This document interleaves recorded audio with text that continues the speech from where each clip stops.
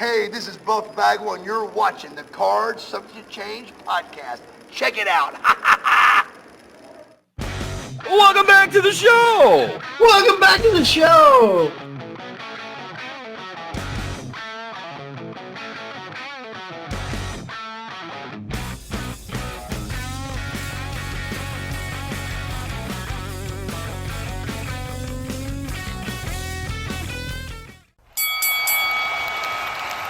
And now, your hosts of the Card Subject to Change podcast, the For Frequency's Sake Tag Team Champions of the World, the Wizard CZ, and Never Wrong, Nick Bull.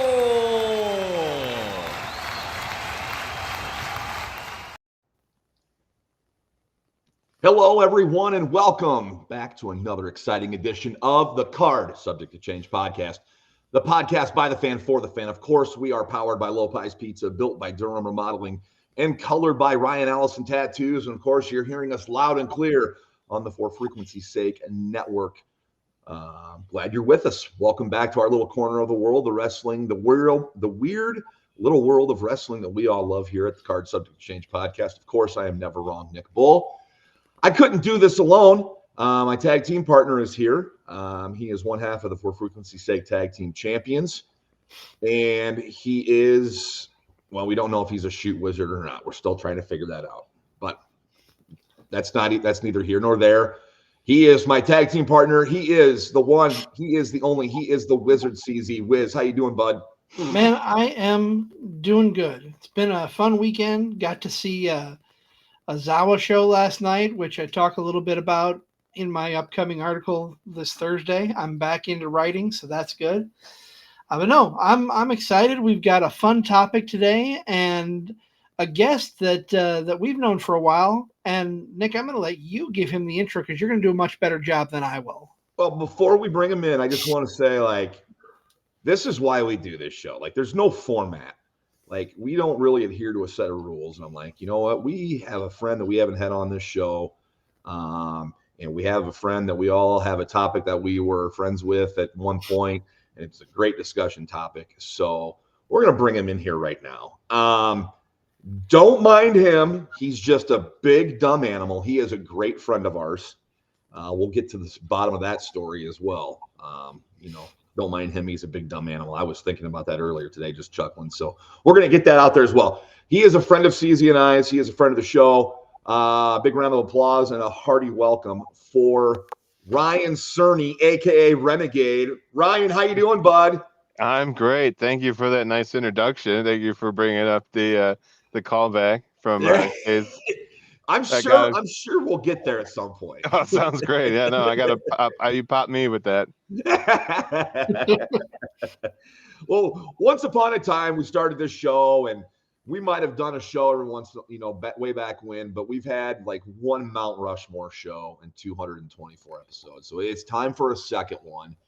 And we wanted to bring our friend along for that. But before we get to that, since it's your first time in the studio, and I ask all first-time guests the same question, why is it professional wrestling for you? Why pro wrestling? What got you in it? You're obviously a huge effing mark like the rest of us. Yeah, I don't know what gave it away. Is it behind me? I don't know. I thought. I don't mean to bring it down. I wasn't ready for this question. I don't mean to bring the podcast down immediately, but I thought about it heavily earlier this year when my brother passed away. It is just what makes me feel like kid, forever. I wrote that in his eulogy, and it's just I can't remember not liking wrestling. Do you know what I'm saying? It was one of the first things that me and my brother ever remember doing together. So in that aspect, it's just the best thing ever when you can forget how old you are in a arena watching a match, like Shawn and Taker at WrestleMania 25 that I was at. I don't know if there's anything that comes close to it. I would follow that up if we had a wrestler on what got them to become part of the business. So I'm going to spin that a little. You say wrestling's been a part of your life forever. Do you have a specific memory that you would call your earliest memory of? Sure. Like earliest memory of getting into it? Yes. Yeah. My family, on my mom's side is from England, and for some reason, England, like, they were more into wrestling than America was, at least in my area growing up. So when my mom would take me and my brother over there growing up to visit, my grandmother, like, down the street, there was a kid that we played with who was super into wrestling. He would let us borrow all of his tapes, and we were like 4 or 5 years old. All right, here's Royal Rumble 93. Just watch that on repeat. All right, here's Survivor Series 92. Just watch that on repeat. WrestleMania 10, watch it on repeat, and just give the tape back. Do you have anything else? We'd go in there and, oh, we haven't watched that one yet, and pick that. And then also, they always had the best toys, too. So if you see my Hasbros over my shoulder going over to England, like, oh, we can't find that guy back home, so we have to get it. And my mom's like, no, we'll just get it at home. It's cheaper. But you don't understand, Mom. We can't find the Purple Chunks Razor back home. Yes, or the Kamala with the moon on his belly. Right? Well, there's only like 70 of those made, so I don't think anybody found those. We're joined here by Ryan Cerney on the Card Subject to Change podcast, powered by Lopez Pizza, built by Durham Remodeling, colored by Ryan Allison Tattoo. Let's kind of laser focus in here more on today's topic. And of course, the topic for today's Mount Rushmore is our Ring of Honor Mount Rushmore. Now, Ring of Honor, I've said on several shows before, and I know what it means to CZ. And for me, it was a gateway into what independent wrestling was. It gave me introduction to guys like from Japan I had never heard of but never seen. What does Ring of Honor wrestling trigger? What does it mean to you? Ring of Honor wrestling was like a gateway. I mean, you kind of mentioned it, but it just opened my eyes to, like, there's this other kind of wrestling out there like this. It was never on my radar. Like, independent wrestling was never my thing. It was always WWF first. I wasn't even really into WCW that much growing up. And then, Summer of Punk happens, and, friends are giving me DVDs. Like, you got to see this. It's like, what is this? And it was just blew my mind. I dove in as hard as I could. I'm right there with you. I have I've gone to several Ring of Honor shows when I found out about them, and it's just a completely different experience from watching WWE, whether you're watching it live or whether you're watching it on TV. Either way, it's a different experience. These indie shows, particularly Ring of Honor, who had such good production quality and such tremendous talent, which is what we're going to talk about today. Yeah, and same thing. Like, I just didn't know that existed, so it blew my mind when we started going to shows back in like 05, 06, 07. That kind of brings us to the callback. The three of us, my first Ring of Honor show was with these two guys, and then another friend of ours, Kyle Tobias, when we drove to Collinsville, Illinois, to meet Ric Flair pre-show, and then go to a show. That was my first introduction to actually going to a Ring of Honor show. Well, I've been to two, I think, 2 or 3, but that was the one where, like, you got the big dumb animal line from. Well, I just remember, like, and you've experienced this more than I have, Ryan, and we in CZ, you've experienced it too. You just go to a wrestling show with a bunch of guys, and act like a complete fool and have the time of your lives, and like friendships are born. That's what I'll always remember about that night, and then going to that Ring of Honor show in Collinsville, Illinois. Yeah, because if I remember, that was like the first time that I think you guys met Kyle, right? That was the very first time. It was. Yeah. Yep. And then here we are years later, and we're all still together talking about it. What was the title of that DVD? Like Gateway to the Midwest or something? Because they had like it was basically. Wasn't it Evolution? I think I have the DVD over here somewhere behind me. I've got a box of them over my shoulder, and some of them are still in the original shrink. Wasn't that one? Maybe I'm wrong. Wasn't that one Elevation? Or it started with an E, I thought. I think that was the second time they went back. They called it Elevation. Was there a Flair reference? Yeah, right. He was on the cover. I mean, he was definitely there, but. All right, I'm gonna. Like fun. Yeah, I know. I'm doing it right now. It's gonna kill me.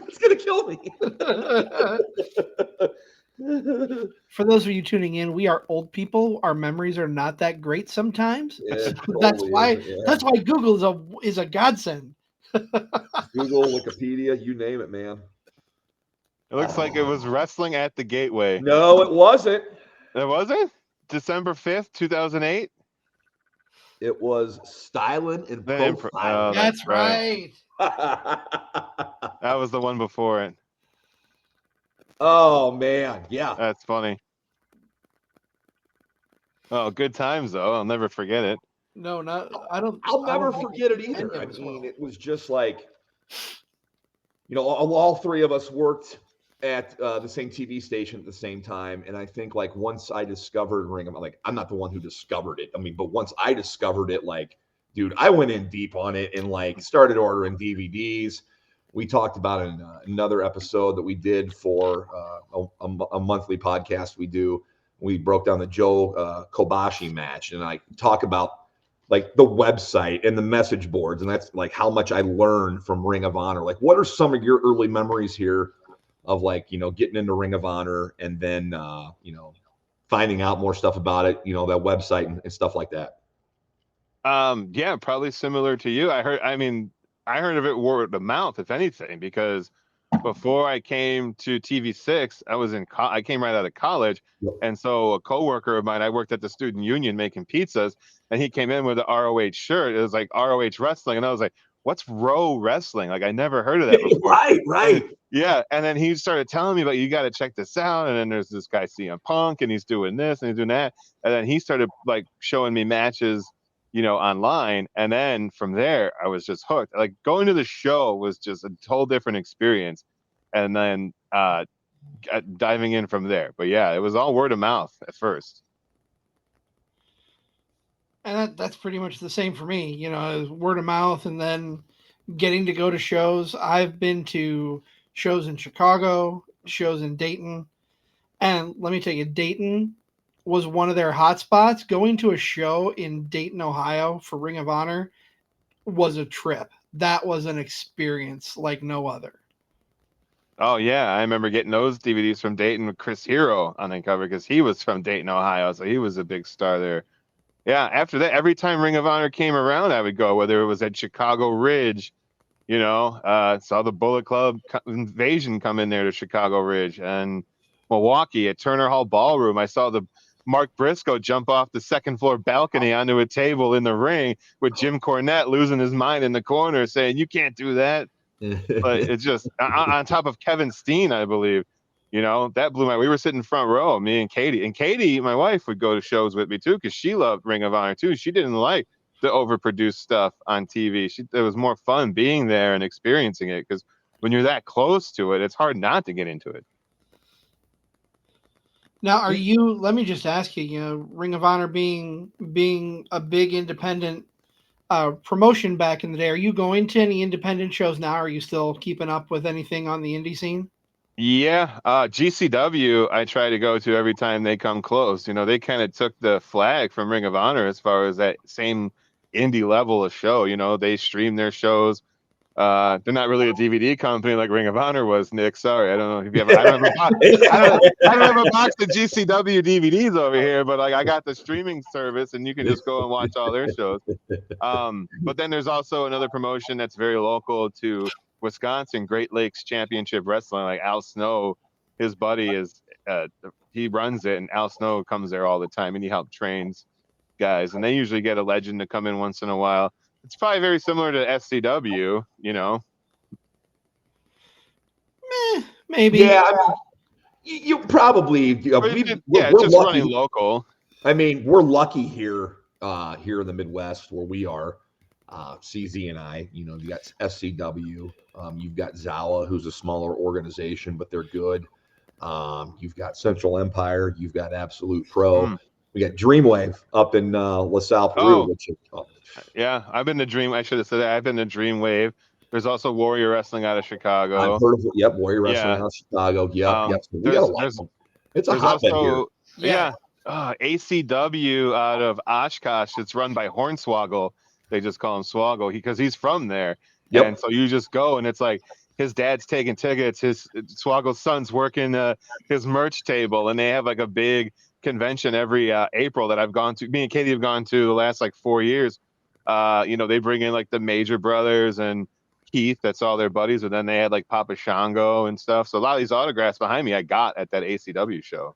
Oh, I'll have to keep my ears out open Yeah, for the upcoming one. Maybe we do a little card subject change road trip up there. It's in April, and it's like you can get a discount from them and go do their hotel. It takes place in this convention center, and it's connected to the hotel, Nick. So for a good time, you can stay in a hotel, walk across the Sky Bridge, right downstairs to the show, and then walk right back. You never have to leave your hotel. Wow. It's so fun. Can't beat it. Yeah.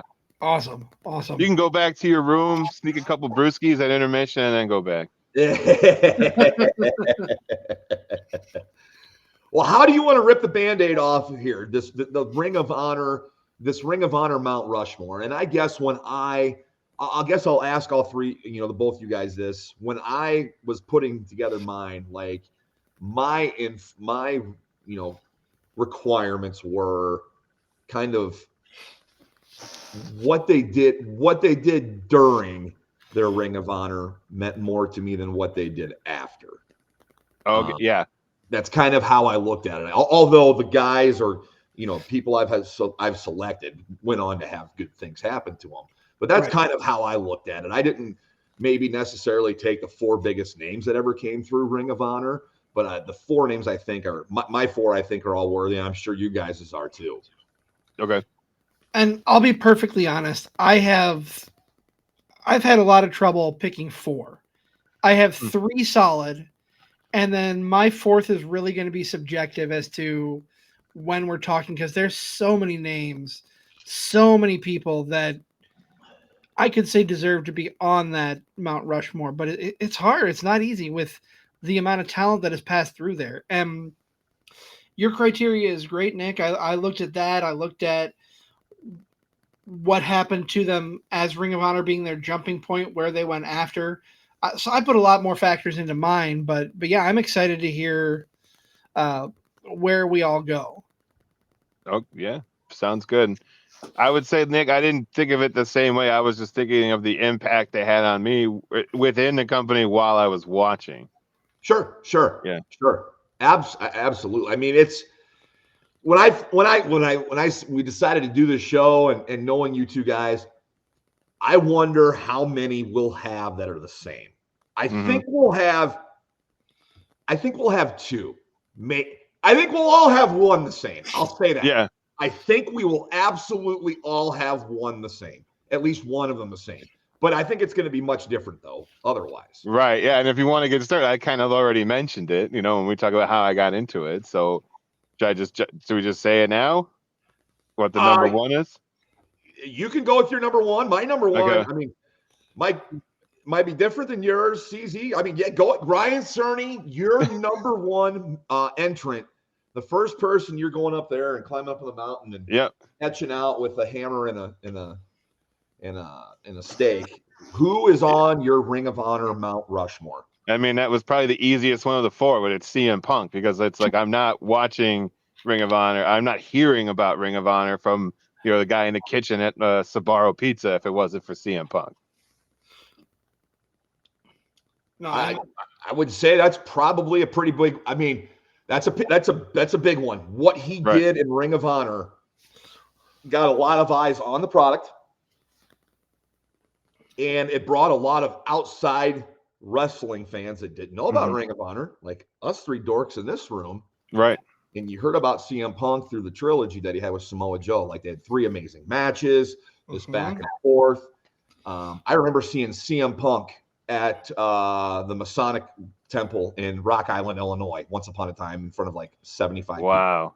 So like I heard about him back then, and I'm like, I've seen him, and he's in Ring of Honor. And then on top of that, the dude signed his WWE contract on the Ring of Honor championship belt. I mean, yeah. The most FU indie thing, whatever. It was great. It was great. To antagonize Mick Foley. Yeah. Yes. Right. Sure. During that whole promo. Like you didn't know if it was real or not. The contract looked like it was, a Word document where you copied and pasted like the WWEF or logo at the time on the top of it. You're like, this can't be real. But but the fact that you thought about it like that was like great. Like it could be real, it could not. And then he shows up. So the whole time we were just enthralled, the matches, the DVDs, the Joe versus Punk that I basically got around the same time working with you at the station, great matches, hour long, white balance aside. Those are really good matches to watch. You photogs in your white balance. Well, white balance, and then It's very important. how far has wrestling come, Cerney, when shitty handhelds on these our Ring of Honor DVD releases today. Yeah. But it's all that, if we want to get technical about shooting, like they're all using 3 separate cameras and then just syncing them later, where now it's so easy to just set up like 3 iPhones and sync them together into a program on your laptop and just you could switch. You're basically doing technical directing on your laptop. Right. Yeah. Right. Yeah. So I don't mean to get too technical on the video stuff, but no, yeah, I thought it was funny. Some callbacks there. The white balance. I hadn't white balance in a long time. Yeah. You don't need to though. They're all auto white balance. All the cameras. That's right. CZ about CM Punk. Yeah. Fill in the blank. Give us what you think about CM Punk and Ring of Honor, and he's on your Mount Rushmore, I'm assuming. He is Okay. not my number one, but he definitely is there. Sure. He's definitely one of the go-to people you think of. You think Ring of Honor and CM Punk's name. If his name doesn't come up, there's something wrong with you, or you just don't know the history as well as you should. Right. Because you mentioned the legendary matches with Samoa Joe. The trilogy there was excellent. The contract signing and just the whole summer of Punk, which WWE tried to recreate in their manner in 2011. But yeah, he's synonymous with Ring of Honor because he was the forefront of that movement for a long time. I mean, the list can go on and on with Punk. I mean, we could be here all night. He had memorable interactions, not only with Joe, but a good feud with Raven, a feud with Jimmy Rave, the late Jimmy Rave. May he rest in peace. I'm trying to think. He had stuff going. He had stuff with Ricky Steamboat. So, I mean, great matches. A guy that everybody can like.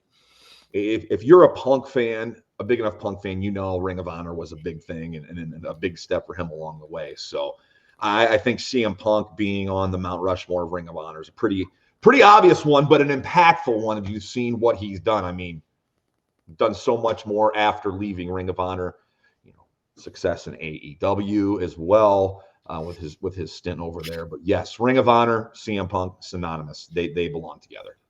Mm-hmm. I'll tell you my number one.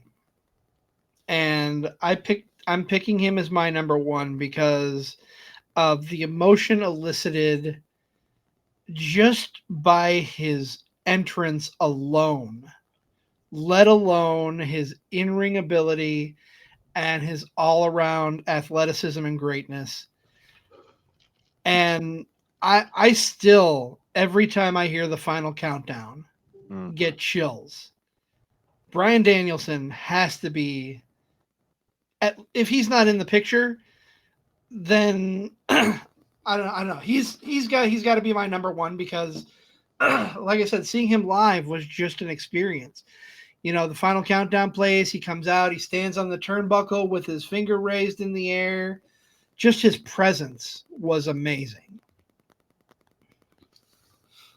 You're gonna think I'm the biggest piece of shit, Wiz.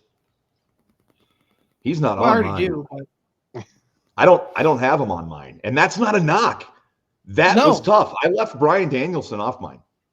I love that he's on yours and he's not on mine. I love it. I can't argue it. I can't.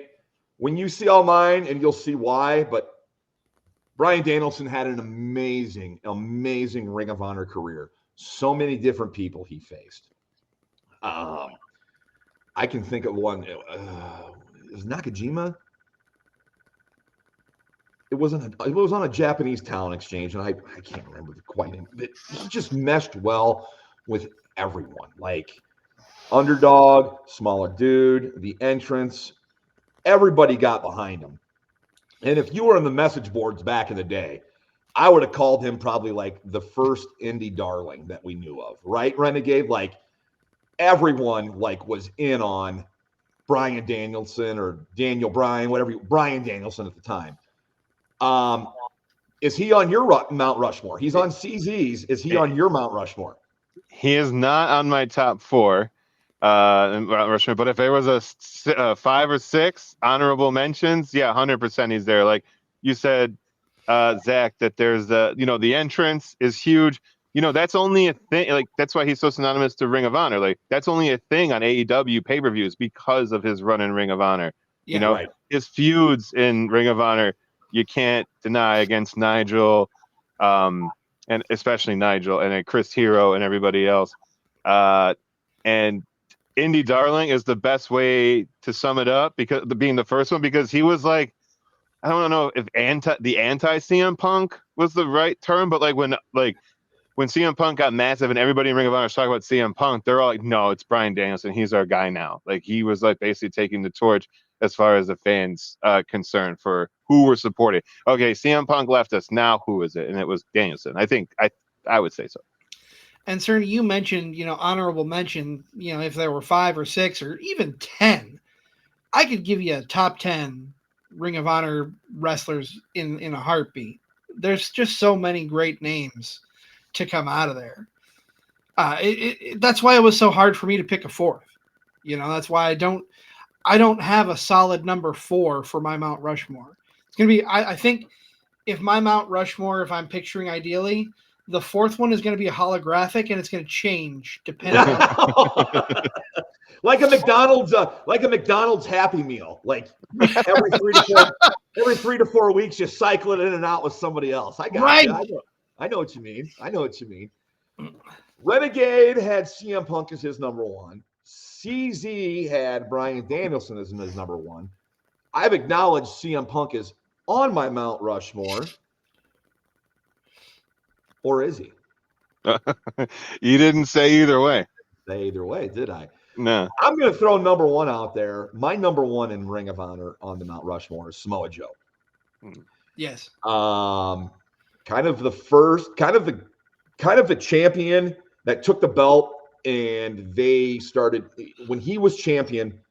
The company was doing bigger things, like actually going around the world. He's the one that kind of made it a world title by all these different tours that they did around the world, the length of that big run, the big matches of that big run, not only the Punk trilogy, but what many consider possibly the greatest match in Ring of Honor history, him and Kenta Kobashi, how big that dream match was, right, Renegade?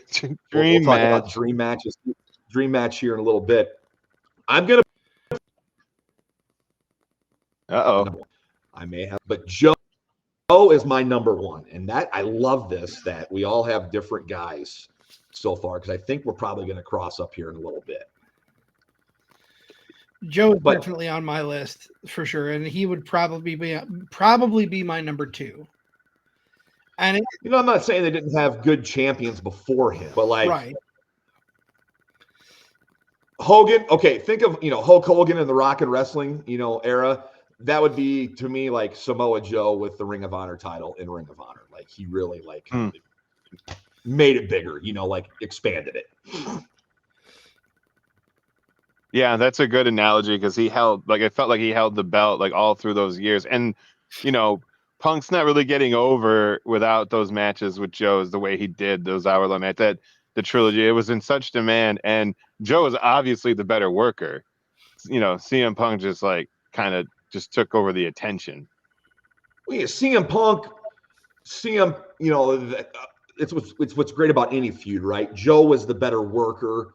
Mm-hmm. Joe was probably better in ring, but Punk's the guy on the mic. Punk's the draw. Punk filled in the weaknesses that Joe didn't have, and they come together and make this big story. So, yeah, it's not like that one's better than the other. Like, dude, they were great. They both needed each other, and they both benefited from it. I mean, have you ever seen anybody lose 3 matches in a trilogy and they still look? I mean, and right, you know, and they still everybody now when they do a trilogy gets so butthurt because when's who going to get their win? And now he lost all 3 of them, but they were still all great. That's what I loved about it. Yeah, I mean, he almost never. Yeah, he would have never. CM Punk. It's funny. He almost never won the title. It was only during that, Summer of Punk time when he was on the way out. But it was because he didn't need to, because he had those matches. But again, Joe putting him over. So what can you say? No, I've got Joe as number 1. Renegade has Punk as his number 1. Wiz, you had Daniel or Brian Danielson, Daniel Bryanson, whatever. Daniel Bryan. Yeah, famous Daniel Brian Bryan. Danielson Bryan. That's his new name. Brian Danielson Bryan. Yep, the hyphen. Brian Danielson Bryan, the hyphen. Okay. Brian Danielson Garcia. I will go with you, CZ, as what is your number 2 on the Ring of Honor Mount Rushmore here on the Card Subject to Change podcast? Well, number 2, very close second. You just mentioned his name, and that's Samoa Joe. I mean, that match with Kobashi alone cements him as being on the Mount Rushmore of anyone in Ring of Honor, in my opinion, let alone the trilogy and all of his other great matches and carrying the title as well as he did.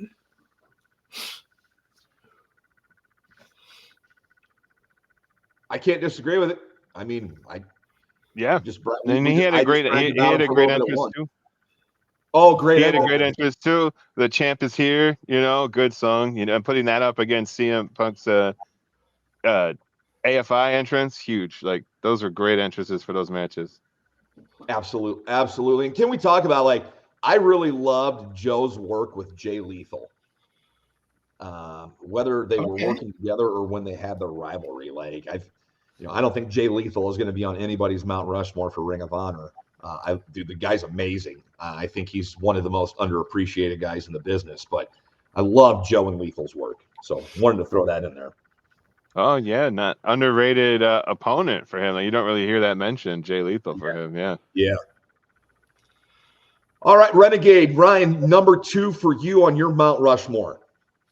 Okay. Like I said, at the top, it was just kind of like the guys that meant a lot to me when I was at the top of my fandom for them, when they were the hottest for me. So my number 2 is going to be who was champion the majority of that time that I was, into it the most and going to shows, which is Nigel McGuinness. So being also, again, I started off talking about how my family's from England, him having that England connection. I related to that. And, in his story growing up, I've met him a few times when he was the commentary. I'm jealous. Yeah, when he was doing the commentary for Ring of Honor, I met him coming up through there. I got the DVD signed. If you haven't seen the documentary, The Last of McGuinness, it's pretty heartbreaking, but it's a very good documentary. Self-produced, self-funded, self-released documentary. I definitely recommend it. Is that on YouTube?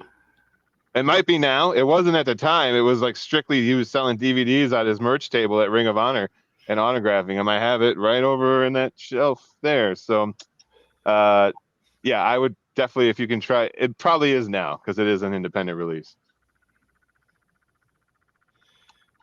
I'll follow through. He's my number 2. Oh, really? There we go. He absolutely is. I would take this guy, sure, this guy and Joe cross paths, but Nigel to me was kind of the guy after the first batch of big names all left. And he kind of took it to the next step, took it to the next era of Ring of Honor, if you will. When Joe and Punk and Brian Danielson, he had great rivalry with Danielson. Nigel really brought the mid-card title, the pure title at the time, a huge run with the pure title. And the fans loved it despite the fact that he was a heel. It just seemed like when Nigel McGuinness took that title off, let me see if I could, Takeshita, is it? Takeshita? No, not Takeshita. Morishima. Morishima. Yeah. When he took the belt off him, I'm like, you kind of could feel like something big's going to happen here, and this reign was going to be something. And the fact that Nigel was so good at being an asshole, and it made me love him even more. And Nigel is probably my second favorite wrestler, maybe my favorite wrestler in Ring of Honor. It's 1 and 2 with another guy who will be on the Mount Rushmore. And his story, like, and it's, I'm sorry. Oh, you're okay. You're okay. Again, going back to the story being heartbreaking, like, he was so good, he never reached his full potential because he was injured all the time. The only reason he wasn't there in Collinsville, he was the champion at the time, Nick, but he was injured and saving himself for that following WrestleMania weekend, where I was there in Houston and saw him lose the title to Jerry Lynn. Like, that was a massive show for Ring of Honor at the time, at a WrestleMania weekend, when WrestleMania weekends weren't as they are now. You know, just they would have Supercard of Honor, correct? Would be one of the shows, and then another show would be something special. Yeah, I agree. I would, if we could all settle everything here in the wrestling world in this room, I would go back to one night WrestleMania, and I would have NXT back on Saturday night, and I would have Ring of Honor featured on Friday night. It's not that way now. But no, Nigel was a big deal, a big thing for Ring of Honor. And he's definitely on my Mount Rushmore. Oh, yeah. Well, before we go into number 3, we got to take a time out. Our flagship show for Fantasy's Sake, celebrating their 100th episode next week at Kavanaugh's. We're just going to give them a little love and promote that. So we'll be back in about 45 seconds or so. All right. We'll see you right. Big news, fantasy fans. We are hitting a huge milestone. The 100th episode of For Fantasy's Sake, and we're going back to where it all began, Kavanaugh's Hilltop Bar and Grill in Rock Island. Mark your calendars, Sunday, November 16th, 10 to 11:30 a.m. Join the crew for football talk, fantasy insights, laughs, and a little friendly banter as we celebrate 100 episodes and dive into the rest of the fantasy season. Expect giveaways, league chatter, and maybe even a few surprise guests. Grab a drink, hang out, and be a part of the live recording at the bar that's been our home from the very start. Whether you've been with us since episode 1 or just joined this season, this is one party you won't want to miss. See you at Kavanaugh's. Hello, this is Mick Foley, and you are listening to the Card Subject to Change podcast. Welcome back to the show. Welcome back to the show. Thanks, Mick. Always good to hear from our buddy Mick Foley. And here on the second half of episode 224, here on the Card Subject to Change podcast by the fan, for the fan, of course, powered by Lopez Pizza, built by Durham Remodeling, and colored by Ryan Allison Tattoo.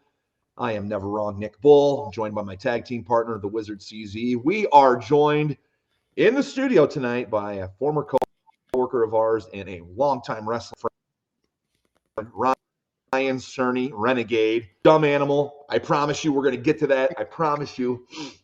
But we're discussing Ring of Honor. It's pretty confusing with all the different names. I don't know how many are going to get that. We'll get there. We're going to get there. All right. Sounds great. Because I got to get the full story on it, because I'm kind of like losing bits and pieces from that night. But we've each kind of revealed 2 names so far.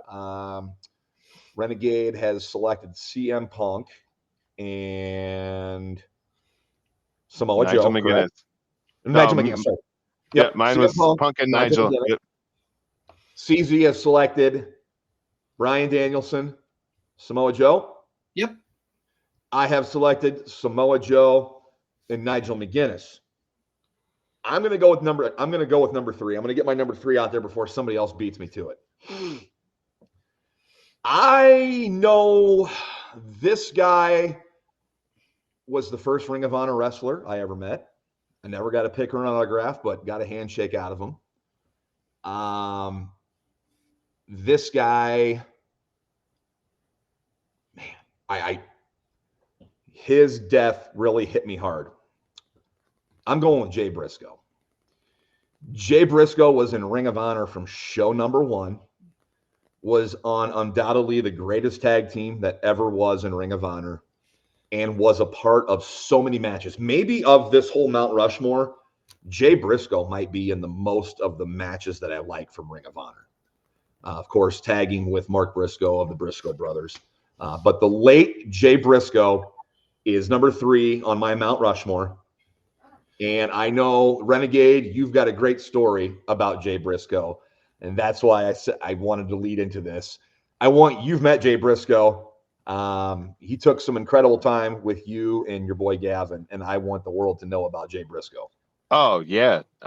Be glad to. And as long as we're doing the list here, I was going to kind of cheat it a little bit and say my number 3 was going to be the Briscoe brothers, the tag team. So I'm right there with you at number 3. I kind of wanted to do that too, bud, but I'm like, it's a Mount Rushmore. I can only have 4. I kind of gave the default to Jay because Jay had the 2 world title rings, but that doesn't take away anything from Mark. Either way, they're fine. I know you're more honorable than me. You're never wrong. We know that. So, So can I share pictures on here? I'm not sure how. There should. We can try. We can try. At the bottom of my screen, there's a presentation button. Yeah, hold on. I got something even better. If we want to talk about this story, this is what I love about our show, man. We're not structured. We're on the fly like this, and I love it. But no, Jay Briscoe for me, first wrestler I met in Ring of Honor. Loved his matches. I thought he had character, charisma. We'll talk more about Jay in a bit, but I know you had a great interaction with him, Ryan, and I wanted that story to be told. So hanging up on my wall is close. You just saw me go get it. This mounted and framed picture that my wife made me of this virtual. Oh, we can see it. No, yeah. Oh, you got it? Okay, so that's my son in the middle with the real ROH title when Jay Briscoe was the champion back then.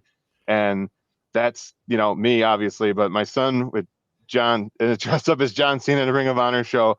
But Jay took the time. He came out. He got right down on Gavin's level, took his hand, looked him right in the eye and said, I hope you're having a great time.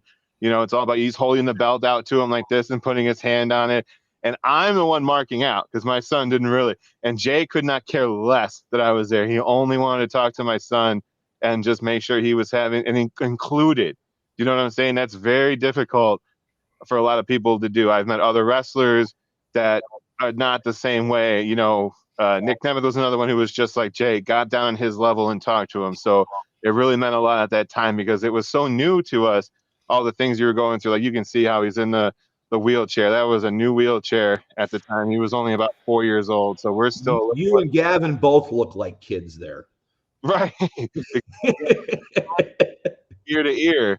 And that was just an amazing moment that he would take that time. And I'm the one trying to tell him I had a great time at your match in Collinsville. It's he could care less about what I went. Rightfully so.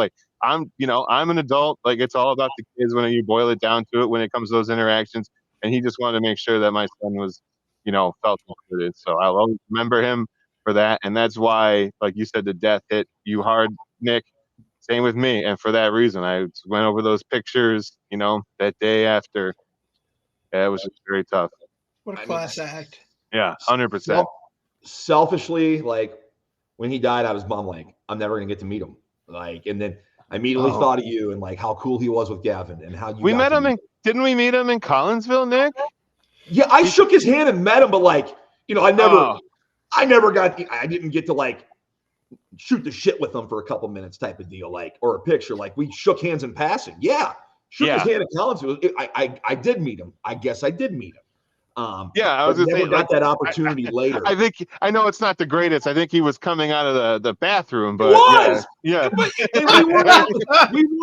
We weren't sitting there waiting for people to come out. We were just kind of standing there, and he just kind of ran into us. We were just walking past, because that was the kind of place it was. Everybody's using the same bathroom because there's only one. And he was in the opening match that night against Roderick Strong. That's right. Yeah, singles match. Yep. Yes, it probably because Mark was hurt. Because Mark was always hurt. Yeah, correct. Mark was always hurt or having a kid. And you just said it, outside of the ring, the great father, everything they were talking about at the funeral. And man, if you want to hear something sad about him, listen to the way Jay Lethal talked about him after he died. Find that interview because he can't get through it, man. It's so sad. And I love Jay Briscoe from the early eras, but I think I love him more because the Briscoes and FTR had an amazing trilogy of matches. Yeah. And I'm a tag team mark. I think people have always known that. I love the Briscoes. I love FTR. And like when that dream match happened, that first match happened, like that to me was a dream match because never did they ever work together. The match wasn't really ever promoted on TV. But then these three go out there, or these four individuals go out there and have an amazing trilogy of matches. Awesome. Look at that. Yeah, I just found this picture. Look at the smile on Jay's face, just meeting my son and showing him the belt. Like, that's Chicago Ridge, isn't it? Yep, that's Chicago Ridge. That's close to my where I grew up, and I grew up near the suburbs of Chicago. So that was like my hometown place. But yeah, look how happy he was just to share that moment with my son. And this was before the show. We got to go in before it started. There, look, they're working it out in the ring right there. So, can you tell who's in the ring? One of them is definitely Roderick Strong. He was there. I can't tell who the other one was. Maybe the Beer City Bruiser. Okay. Yeah. But no, I had to get that out there. I love Jay Briscoe. I love those tag matches. Probably when we're done recording, I'll probably pick one of those tag matches and watch tonight. Like they're so good. Awesome. Yeah.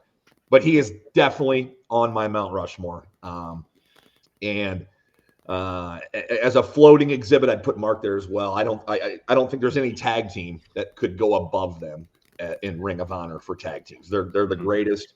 And just because, man, Jay's the best, man. And the Jay Driller, for crying out loud. Beating Kevin Steen with it to win the title at that Super Card of Honor. Give me back my bullets. Yeah. Oh, yeah. When they went to that one, that's great. And if that show was famous, he won the title. It was also famous for Ring of Honor not really getting the hang of streaming at the time, and it cut out in the main event, so we didn't see the finish until after. Oh man, well I'll tell you what. Anybody? I didn't mean to hog the spotlight there on the Jay Briscoe. Okay, me neither. Sorry. I wanted to gush about him a little bit. CZ, anything to add before we peel another number off? No, you guys said it all. I can't add to that. I can't top that. I mean, I will say I haven't given my number 3 yet, but we've already talked about him. That's CM Punk. Okay. Neon Lights, Nobel Prize, CZ makes or Punk makes CZ's Mount Rushmore. I like it. No, for sure. Anything we all have one left. You remember? Right? Yep. We all have one left. My number 4, CM Punk. I mean, he's on there, but he fulfills it. So mine is Joe, Nigel, Jay Briscoe, CM Punk. Those are the 4 guys I enjoyed the most when I was watching. I kept up with it later, but was more in it when these guys were in it. All 4 guys were great. There's not really much more you can say about CM Punk. I mean, he went on to main event of WrestleMania, and Joe went on to do great things in TNA and WWE. Maybe not so much in WWE, but NXT for sure. Yes. But I'm comfortable with that with that Mount Rushmore. I'm interested to see who you guys each have as your number 4, because if I don't hear a particular name, I'm going to ask about that era but I want to hear number 4, so we'll give it to our guest, CZ. Renegade, who is your number 4? I went back and forth for a while on this one on number 4. Brian, like I said, Bryan Danielson was an honorable mention. But again, going back to when we were going to shows and what it meant to me, had to be Addicted to Love, Rhett Titus. I'm kidding. That's a good one. Rhett Titus.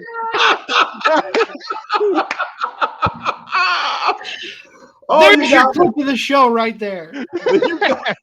I like him a lot. Face it, you're addicted to love. Rhett Titus. he came to Rose and he was handing out his hotel cards and everything. It was great fun. Um, not ahead of Bryan Danielson, I'll say, but still great fun. So for me, it is more personal. Again, going back to who was on top and who was doing things when. Oh, hold on. I think he's still with us. I'm here. Yeah, I was like, I'm here. Okay, so That was weird. yeah, it was really weird. The things like it meant to me when I was into it, and like he was so. I met my wife and I met him a bunch, and he had great matches. I saw him as the champion, Kevin Steen, and then when he went to NXT, like that felt like seeing your college player, your favorite college player, go to the NFL and start for your favorite team. So like somebody I watched at Illinois and go to Chicago Bears. So that's how I felt when he went up, because he did so good, great matches. I mentioned that Turner Hall match against the Briscoes where, he took the splash from Briscoe off the balcony through a table, him fighting with Jim Cornette, about the title. Just, yeah, Kevin Steen for me. That's a great, and he, I told you, my fourth is very subjective and depends on my mood. Steen is one of those that could fill that fourth spot. I'll just mention a few names that came to mind. Chris Hero would be on there. If I had narrowed down to one, it's going to be not an experience an experience that I was part of, but not my personal experience. I was in Chicago with my friend Joanna. Kevin Steen was hanging out outside the curtain after the show, and Joanna was the biggest fan of this gentleman. So he had Kevin Steen go back and bring him out of the curtain. And the fact that he stayed in this character was just, it was a very special moment for me. And I'm sure it was for her as well. More so for me, but being a part of this and seeing him interact as El Generico, mask was on. He came out and Joanna's like, "Can I take a photo?" He's like, "Oh, photo. Yeah, see. It was brilliant. And if he's not Mount Rushmore worthy, he's definitely in the conversation. And I think if I had to narrow it down to a solid 4 right now, that's who it's going to be. Getting back, both great choices. I love both those guys. Both great choices. Both great muses for the Briscoe brothers as well. Go check out the Ladder War. We've talked about that. CZ. I know that's probably one of your favorite Ring of Honor matches. The Ladder War, and then the Blood Edit with the birth of the Age of the Fall. So many good memories there. But let me talk about Kevin Steen for a little bit, and I'll talk about El Generico. Kevin Steen's been really good for a long time. And I don't think he gets his roses or gets his flowers, if whatever one you want to say. I effing hated that dude in Ring of Honor because, like, he was a great heel. Like, I hated him. You hated his kind of oily, pimpy face with a scraggly beard. And then you watch this guy, like you said, it's kind of like your favorite college guy making it to the pro teams. When you kind of like meet somebody before they've kind of really exploded, I would say maybe mine's El Hijo del Vikingo. I got to meet him before he like exploded. So, I mean, that'd be mine. And I think you've met him too, maybe Renegade. But Steen? No, the Vikingo. Oh yeah, Vikingo. Yeah, great guy. Yeah. Yeah.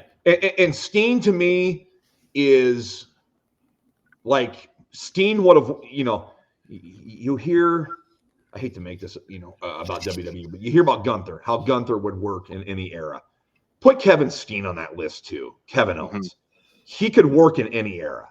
He really could. Like, he's so good. And then when you had him and Generico together and how, Generico was the goofy face or was the goofy one. And Owens or Steen, Kevin is trying to keep him, locked in. And it was such a good dynamic.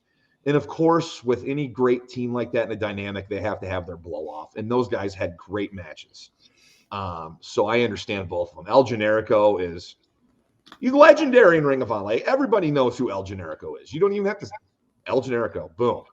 And I remember watching Ring of Honor when El Generico was wrestling and not knowing who he was and just couldn't believe all the crazy shit that he was doing. Yeah. The guy was nuts. And the fact that he trained Sami Zayn before he retired to help those orphans. Just gonna bring that up. So the legend grows and grows and grows. That he's helping missionaries in in South America. Yes. He's an angel. I honorable mentions for me. I was a huge Larry Sweeney guy. I miss him. Yes. I still have the T-shirt. I bought the last Sweet and Sour shirt at Collinsville that night, and I still have that shirt. Miss Larry Sweeney. If you wanted to include Mark Briscoe as the tag champs, Danielson, of course, has to be on there. Is an honorable mention, but those were the guys. And Renegade, I was pausing to wait to hear your fourth, and I'm glad you said Kevin Steen. I wasn't thinking you were going to go that way. Because after I got out of Ring of Honor, I know you were still heavy into it. Yeah. And that was, I got out of it before Adam Cole became big. Adam Cole was in the preliminary matches when I got out. Mm-hmm. And, the same kind of with Kenny Omega. I knew who Kenny Omega was, but he wasn't who the Kenny Omega is today. Right. Those later years of Ring of Honor, who would you say is the wrestler that represents that time the best? For guys like me that probably weren't close. Yeah, sure. I would say it's probably Adam Cole, because he won the title. He held the title multiple times. He dropped it to Cody Rhodes right before the AEW conversion happened. Do you know what I'm saying? Sure. And you could say Kenny Omega, he was a huge star for Ring of Honor, but it was only because it was they're New Japan first. The Bullet Club invasion was huge, but Adam Cole was a Ring of Honor guy. He started with Future Shock with Kyle O'Reilly. Then he put Kyle O'Reilly in the mix, but Adam Cole was the one who was on top when Cody came in. That's kind of the name that I think. I mean, I wanted you to say it because you've seen it and lived it more than I did, but I would probably say that would kind of have been the name. Other honorable. Oh, go ahead. Yeah, I was gonna say other honorable mentions that I had for my list were Chris Hero, Tyler Black, being from your guys' area. I shared a waiting room at a auto repair place with him, and that's how I found out what his real name was. Because they called his name. He was like, "Your car's ready." Colby Lopez, your car's ready. So shout out there. So. Can I just give another honorable mention shout out that we haven't even mentioned because he's such a brilliant in-ring tactician, Claudio Castagnoli. Very European, Claudio Castagnoli. Very European. Him and Hero were the kings of wrestling, man. They had a long title reign. Oh, I have that DVD compilation, Kings of Wrestling. Of course, I do too. And I don't think the Shrink Rap's off it yet. That's hilarious. Do you remember making those Ring of Honor video orders? We'd be like, "Yeah, I know. You get sale. Get 3 for $15. Buy 4 and you get the 5th one free or something." Oh, those were the days. Going through the list is what's on this match? Oh, Dream Match. Gotta get that one. Hey, let's wrap up a couple things here. Okay, sounds good. Let's talk about the whole joke we make about Dream Match. I mean, it started just by seeing it on the back of the box, this is a dream match. Okay, who's deciding that this is a dream match? It's they just need some kind of stipulation to put on there, and it's Bryan Danielson versus, somebody local maybe, but he's big for that area, but I don't know if this is a dream come true for me. And then we'd always if we're watching Raw and then there's a match coming up, we'd be like, oh, Punk's wrestling. I don't know who's at the time. I seen a dream match and we put the 3 stars in front of it and the 3 stars after. Yep, that's when you reference it. Yeah. I mean, there are definitely some dream matches, but man, it's thrown out there sometimes way too much. Way too much. It was like every other DVD that came out had a dream match. I was like, you guys are sleeping a lot. Wait, I think I know who the dream match was, and it was during when Matt Hardy was in Ring of Honor. It would have been Matt Hardy against who, though? Like Fallen Angel? Christopher Daniels? Yeah, maybe like that. Samoa Joe. I remember seeing Matt Hardy at a Ring of Honor show in Chicago Ridge. And who did he wrestle that night?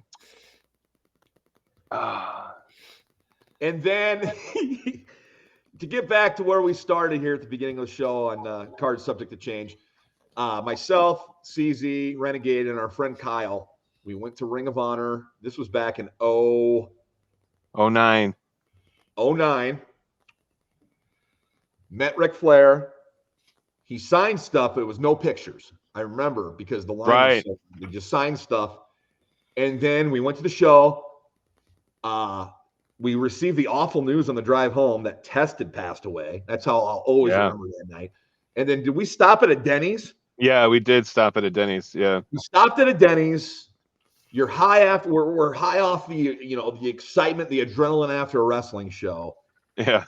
And did you drop?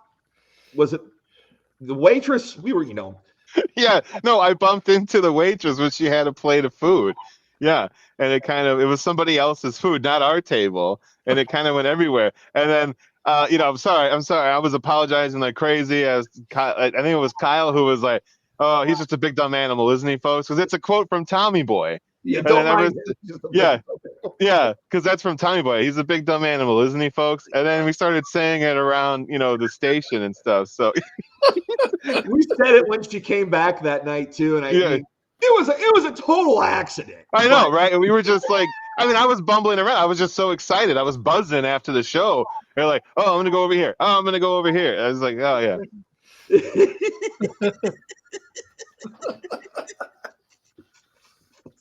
Oh boy. Oh, and then what's the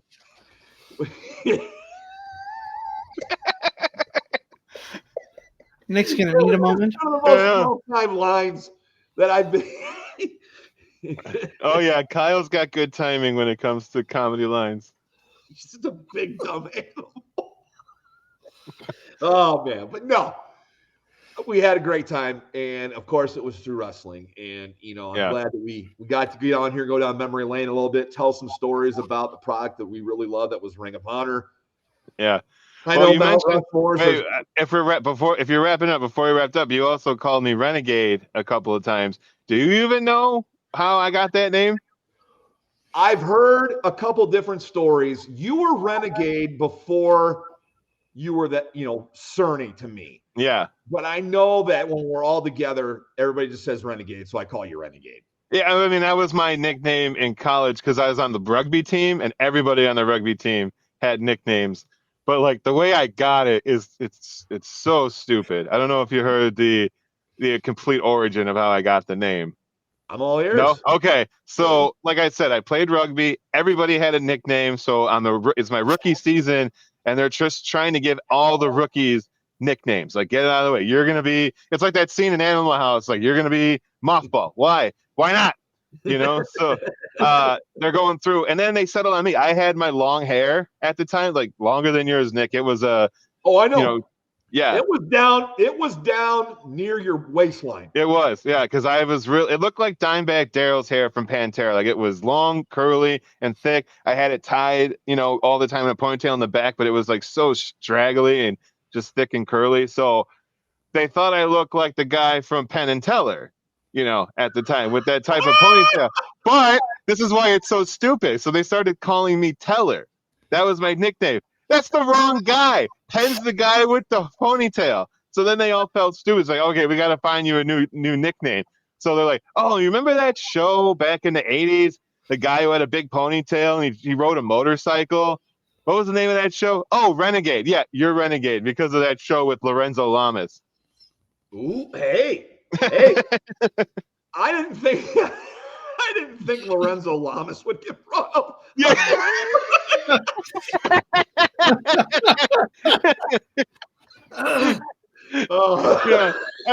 the good stuff. Yeah, that's the story. Good night, everybody. Oh, that's good. That's good. I was glad we were able to meet up and do this. Yeah, same. I had a lot of fun. This was a lot of fun. This eerily feels like we're all back working at Channel 6, and I'm starting to have a fever night. Yeah, we're getting ready to have a beta tape thrown down the hall. Oh. Are you going to any newsroom. wrestling shows coming up you're going to on your radar? Well, I'm probably thinking of going to like GCW's coming to Talia Hall in Chicago, which is a really good venue for them. You know, it's not like a typical GCW show because they don't allow glass at this venue because it's too nice for them. So they still do good matches. It's a lot of fun. Oh, I sent you the picture. That's where we saw Micro Man hit somebody with a micro chair. Yeah. Yes. Yeah, it was fun. So I'll probably do that. And then, we always kick back and forth going to that Oshkosh show in April. So if you're serious, let me know. We could get rooms and stay at the same place and just walk over to the show. Oh, that might be something to think about. All right. When they announce it, I'll let you know. For sure. I'll have my ears and eyes open for that. Look forward to seeing that, and that'd be great. We all get together and hang.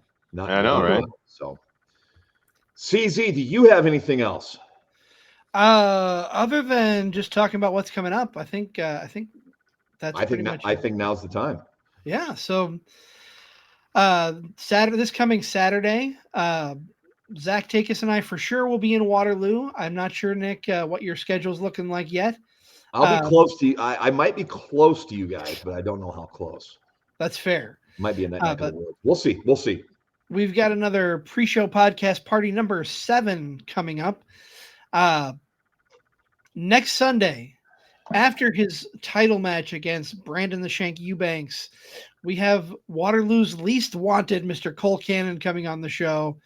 Will he have that title? We'll wait and see. Stay tuned. And then Zach and I are back a week early this month with Wrestling with Fitness. We're on November 19th, just because we don't want to do the Wednesday before Thanksgiving. And then we go on our holiday break after that, Zach and I. So we'll be back in January after that. But we've got a gentleman by the name of Doc Haywood, who's big in DDPY. So I'm looking to get some tips from him. He is the diamond standard of color commentary. So be interesting to talk wrestling with him and talk all about that. But yeah, that's what's coming up in our world. But want to thank everybody for tuning in. We are the Card Subject to Change podcast, the podcast by the fan for the fan, powered by Lopez Pizza, built by Durham Remodeling, and colored by Ryan Allison Tattoo. For my tag team partner, Mr. Never Wrong Nick Bull, I am the Wizard CZ. Thank you all for tuning into this fun Ring of Honor Mount Rushmore edition of Card Subject to Change. We'll see you back here next weekend for a double dose with the pre-show podcast and Cole Cannon. Everybody go enjoy your wrestling weeks.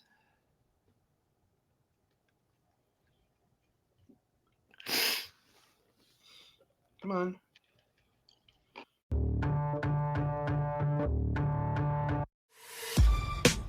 This has been a For Frequency's Sake Podcast Network production.